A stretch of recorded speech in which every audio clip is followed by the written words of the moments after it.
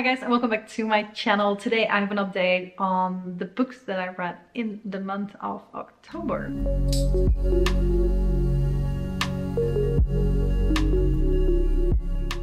And I read 8 books, which I'm pretty excited about. I don't normally read 8 books in a month, so it's a really good reading month. And I actually enjoyed a lot of the books again. I feel like my last 2 updates or so, I feel like I didn't read a lot of books that I really enjoyed. So this was a really nice, both my liking the books that I read and the amount of books that I read. I guess when I like a book that I'm reading, I might go through it faster as well, of course. But let's start off with the first book. This is the little book of Hygge. Hygge. I hope I'm pronouncing that properly. The Danish Way to Live Well. This is kind of more an informative book about how the people in Denmark have hyggelig life. So it has different chapters kind of talking about the different aspects of it. So they're talking chapters about togetherness, food and drink, clothing, home, outside the home, those type of things. How, especially during winter time, do you make sure that you have a nice time, basically. Enjoying, embracing the cold, enjoying being able to put on all the candles and those type of things. In Dutch we have a word that is similar to this, which is gezellig. But I don't think it's as much of a culture thing. The word doesn't exist, but I feel like the Danish people are really embracing this whole hygge thing. And it was really, I really enjoyed reading this because it just kind of makes you want to focus a little bit more on the smaller things in life and enjoy the time of the year that we're going into. So this was the perfect time to read this as well. I enjoyed it. I gave it 4 stars. Then once I finished that book, I read A Wizard's Guide to Defensive Baking by Kingfisher. Also, it was October, so this month I went into my witchy, wizardy, spooky type of books, really. A Wizard's Guide to Defensive Baking is about this wizard. In this world there is a lot of people that are not wizards, and there are people that are just born having specific powers. So this book is about Mona, and her power is that she can influence bread and cookies to move, to do things, which she feels is not an overly interesting power. There are people that are kind of afraid of these wizards because they don't fully understand it, I guess. They're not sure how to behave around these type of people. And at a certain point there is kind of a war that breaks out, and she wants to go and protect the city. And she does that by baking and making her baking things into things that can help protect the city as well. It's a really cute story. It's kind of a really funny, stupid premise to have that type of power, but in this book it just kind of worked. And there definitely are things that are happening that don't make any sense whatsoever, but overall I really enjoyed reading this book. So this book I gave 3 stars. Why not 4? I don't know. I guess maybe the few things that didn't fully make sense didn't make me get into the story as much. Of course, moving cookies, gingerbread men that are walking around, doesn't make sense, but that is still the cute part of it. But then there were a few things where she's 14 years old, and a 14-year-old that goes out and saves the city, not as realistic, but still had a good time reading that one. Did I miss one here? No. Just wanted to check. There's a book that I wasn't sure whether I read it at the end of September or the start of October. Then, this book doesn't mean a thing to probably most of you guys because it's a Dutch book. It's called Hoe overleef ik alles wat ik niemand vertel, which means how do I survive everything that I don't tell anybody. And this is pure nostalgia for me. I won't talk about it too much because you guys don't really know what this is about, and I don't think this book has been translated. I wonder whether any of her books have been translated. Francine Oomen is like that name. If you've been young around the same time as I have, I'm still young, but if you've been a kid around the same time as I have, you've read a lot of books by Francine Oomen because she used to write the best like children's young adult type of books. And this series, How Do I Survive, is, I think there's like 10 to 15 books in that series, and I read a lot of them. And it's kind of like the girl Rosa, who is the main character in this book, has been growing up with me, really. Like the things that she went through were the things that I went through in a way, like getting your first boyfriend, going on a holiday, meeting new people. Well, her parents were divorcing, my parents are still together, but it was just a lot of like, how do you survive like your first boyfriend? How do you survive when your parents are fighting all the time? Those type of things. And yeah, childhood nostalgia. She hasn't been releasing any books in this series for a really long time, and this month she released this book, which yeah, now Rosa has turned 25, so she isn't fully my age yet, and that also is clear in like how she still behaves. Sometimes it's still like she's still 15 years old or something, but at the same time, if you need to survive something, there needs to be something that you're struggling with. And I think it does show, this book, at the same time, that when you're 25, that doesn't mean that you're expected to have your life together, because who actually has their life together at 25? Of course, when we're younger, we expect that by that time we do. When we're there, we know that that's not the case. So this book I gave 4 stars, even though some of her behavior irritated me a little bit. Pure nostalgia. I said I wasn't going to talk about it too much. I think that was still quite a bit of talking. Anyway, after that I read Legends and Lattes by Travis Baldree. I think this is a very, very well-known book at this point, especially like for this time of the year. We're learning about Viv, and Viv is an orc. And she decided that she doesn't want to do the orc life anymore. She, the orc life kind of being, you're always fighting, you're always, like, her and her friends were kind of the people that would go to different towns, look at kind of the board with questions or people that are asking people to do something, and get the jobs where you're supposed to kill people, get people out of the way, do those type of things. And she's done with it. She just wants to start a coffee shop and do that. And it's kind of a nice like found family type of story, because she runs into some people that help her set this up. Of course, there is some traversy. What's the word? I don't know.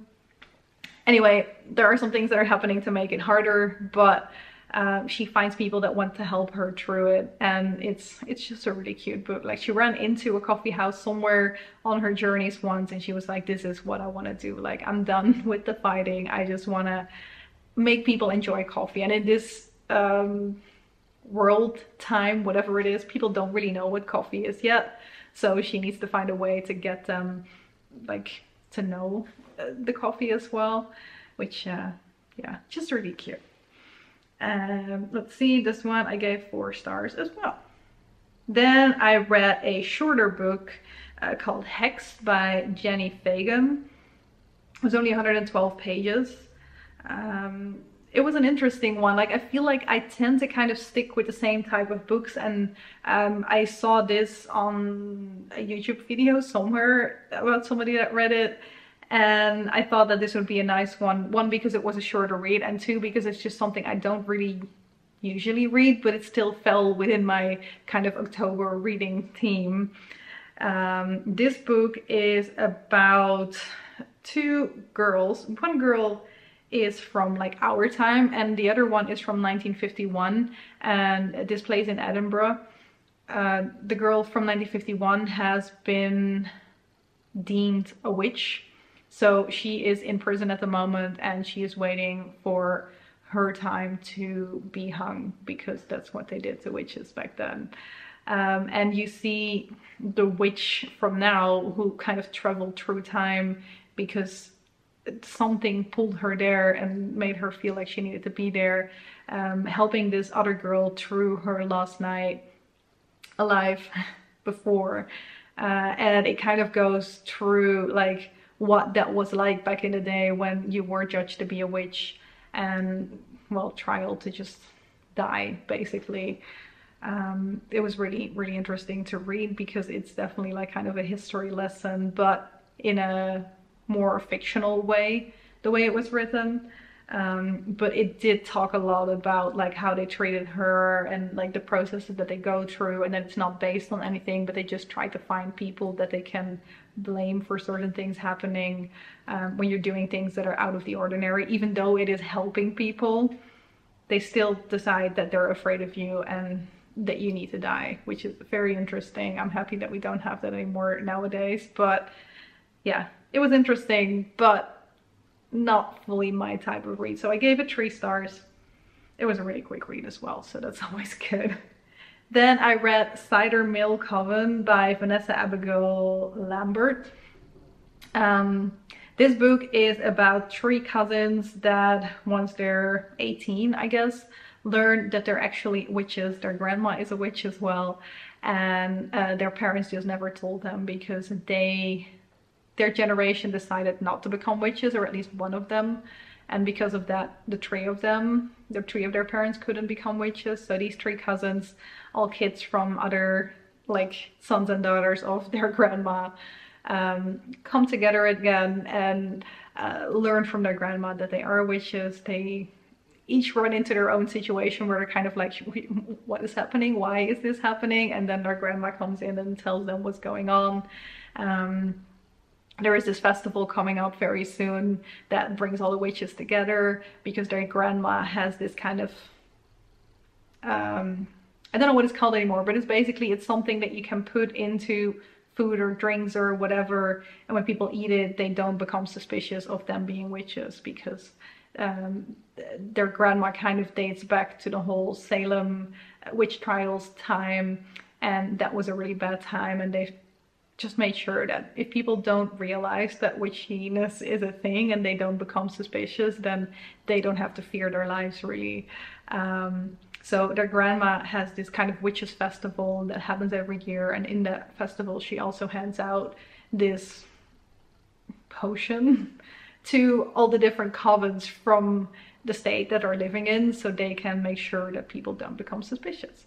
But then the stuff gets stolen, and of course they need to figure out what's going on. And this is all about like them trying to figure out who they are now that they're realizing that they're witches, and also helping solve what's been going on at the same time. I did really enjoy reading this book. I gave it 4 stars, but the end of the book is quite a cliffhanger, and there is no information on when a new book is coming out. And I don't like that. I was like, oh, there is a cliffhanger here, so there has to be like a second book. This book was released in August 2022, and I was straight away looking up like, okay, so when is the next book gonna be here? And I couldn't find the information. So hopefully next year there will be a way for me to continue this story, because it's a nice story. It's like the 3 cousins coming together and exploring who they are. It's a nice trope. So yeah, let's see if anything's gonna happen here. Then I read Payback's a Witch by Lana Harper. This is a book about a girl that is from a witchy town. Her family and 3 other families founded a town, and it's kind of founded on like the witchiness of those 4 families together. And once every, I don't actually know how many years, but once in a certain time, there is this kind of competition going on between the 4 families. 3 families are competing against each other, and her family, Emmy is her name, is the one, the dirty arbiter. That's what they called it in the book. It's not really a word that I'm familiar with, so I don't know if it's like a common English word, but basically she's the one that documents what's happening once it's done, but also is the one that says like who won, what the rules are, and this comes through her, through the grimoire of their family. So nobody knows beforehand what is happening here. This competition definitely gave me kind of like Harry Potter vibes, you know, when they have Harry accidentally ending up in this whole competition between the different schools as well. There's these things that they need to do when it comes to like their agility and their wit and those type of things, to see which family is winning and which family is kind of going to be the ones ruling the town for the next little while. The main thing that is kind of the premise of this story is that Emmy left the town because of a guy. There's always a guy, right? She left the town and now she has to come back for this, and she decides she wants to come back one final time to do right by her family and just do the right thing. But after that, she's definitely planning to go back to where she lives now. But then there's two other girls. One of them is her best friend since forever, and the other one is somebody that they went to high school with as well. And both of them have been in a bad situation with the same guy. So they decide that they want to do something against this guy. So they come up with a plan that during that competition they can kind of work against him. And like his family is the one that's always winning, so they're trying to make that not the case this time around. It was a really nice book. Like, I loved that competition and reading about that, but at the same time there is like a separate love story as well going on. And it was nice that that was not like your typical love story per se. So I enjoyed reading this book. Another 4-star read. And then lastly, the worst book out of all of them, Find Her by Tessa Bailey. Tessa Bailey, I think, is a pretty well-known kind of smutty romance type of writer. And when I bought The House in the Cerulean Sea, which I'm reading right now, at the airport, apparently it was English Book Week in the Netherlands, and this is a book that they gave for free with anybody that bought an English book. It's only 50 pages long, because like half this book is Find Her, and then half the book is promotion for her next book, and you get to read like 1 or 2 chapters of her next book, which is Wreck the Halls, I think. A Christmas book, clearly. Yeah, this book, it seems like it was just written to have sex scenes happening. It was definitely very spicy, but the book is about, what is her name again? I don't know. Anyway, a girl that goes to a concert of a band that she's a huge fan of. The singer of the band sees her in the audience, stops singing, is completely like not where he's supposed to be anymore, gets back into singing, and they finish the concert, but she is asked to come backstage. She's 21 years old. He is, I think, 28 or something like that. So definitely a bit of an age difference there. She has never had sex before. That doesn't make sense to me either. But they have this immediate connection, you know, and like he wants to have sex straight away. He's pretty much already inside her, and then she's like, oh wait, actually I've never had sex before, so let's make sure we get to know each other first.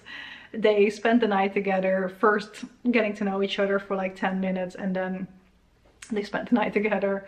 And then in the morning there is some confusion as to what makes her think that he wasn't actually interested in her, but in the end he is interested in her. Yeah, you don't have to read this book because I already told you exactly what happens in this book. It's just so unrealistic. Like, yeah, sure, nice to have some spicy scenes, and it's only 50 pages, so how much can you really put into 50 pages? But that book that I read, Hex, 112 pages, so definitely double of it, but that had so much more substance than this one. It's completely unrealistic to me. It doesn't make sense that she just goes ahead and has sex with this guy that is a rock star. So my assumption would definitely be that he does this to every single girl he meets, and every evening he picks somebody else depending on where the concert is. She did not think that at all. But, well, they actually had this connection, right? So it makes complete sense. Anyway, that was the last book that I read. And let me double check just to be sure. Yeah, I gave that one 2 stars. It was a fine enough read. It only took me 50 pages, like an hour of my life maybe. Not great. But that's it, long enough video. These are the books that I read. I've definitely enjoyed a lot of them. I still have a few more, like more fall-time reads, and then towards the end of the year we're going to be reading some Christmas books as well, because I like reading those type of books as well. But that's it for today. Thank you guys very much for watching. Thank you if you stuck around until this point, and I hope to see you in one of my next videos. Bye bye.